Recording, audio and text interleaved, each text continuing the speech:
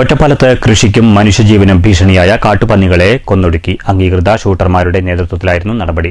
15 മണിക്കൂർ നീണ്ട ദൌത്യത്തിനൊടുവിൽ 24 കാട്ടുപന്നികളെയാണ് കൊന്നൊടുക്കിയത്.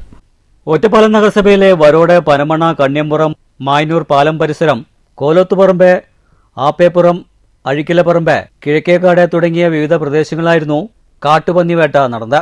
Ali Nellenkara, Chandran Varikkath, Devakumar Varikkath, V J Thomas, Ismail Thazhekode, Muhammad Ali Mathengil എന്നിവരുടെ നേതൃത്വത്തിലായിരുന്നു വേട്ട നടത്തിയത്. 15 മണിക്കൂർ നീണ്ട ദൌത്യത്തിനൊടുവിലാണ് 24 കാട്ടുപന്നികളെ കൊന്നൊടുക്കിയത്. തുടർന്ന് നഗരസഭയുടെ ട്രഞ്ചിങ് ഗ്രൗണ്ടിൽ സംസ്കരിച്ചു.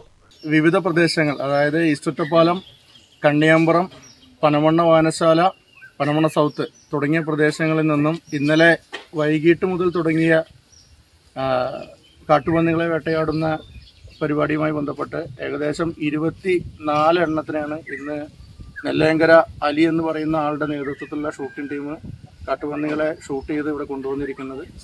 നിരവധി തവണയായി ഒറ്റപ്പാലം നഗരസഭാ പ്രദേശത്ത് ഈ കാട്ടുപന്നികളുടെ ആക്രമണം നടത്തി ഈ കൃഷിയെല്ലാം നശിപ്പിക്കുന്നു എന്ന് പറഞ്ഞ് വീണ്ടും മുഖ്യമന്ത്രിക്കടക്കം പരാതികൾ പോയ സാഹചര്യം ഉണ്ടായിരുന്നു. ഇതിനെ തുടർന്ന് മിക്ക കൗൺസിലുകളിലും ജനപ്രതിനിധികൾ ഈ പരാതി ലഭിച്ചതിനെ തുടർന്ന് വീണ്ടും നമ്മൾ കഴിഞ്ഞ സമയങ്ങളിലൊക്കെ നടത്തിയിട്ടുണ്ടെങ്കിലും ഇത് തുടരെ, കാരണം ഇതിൻ്റെ ഈ കാട്ടുപന്നികൾ കൂടുതലായിട്ട് ഇതിൻ്റെ ശല്യം കൂടുന്നുണ്ടെന്ന് പറഞ്ഞിടത്തോളം അടിയന്തരമായിട്ട് ഇതിൽ നടപടി കൈക്കൊള്ളണമെന്ന് ഒറ്റപ്പാലം നഗരസഭാ ചെയർപേഴ്സണോട് ആവശ്യപ്പെട്ടിരുന്നു. നഗരസഭയിലെ വിവിധ പ്രദേശങ്ങളിൽ കാട്ടുപന്നികളുടെ ശല്യം രൂക്ഷമായതിനെ തുടർന്നാണ് നടപടി.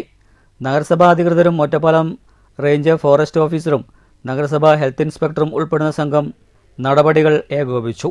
News bureau, Ottapalam.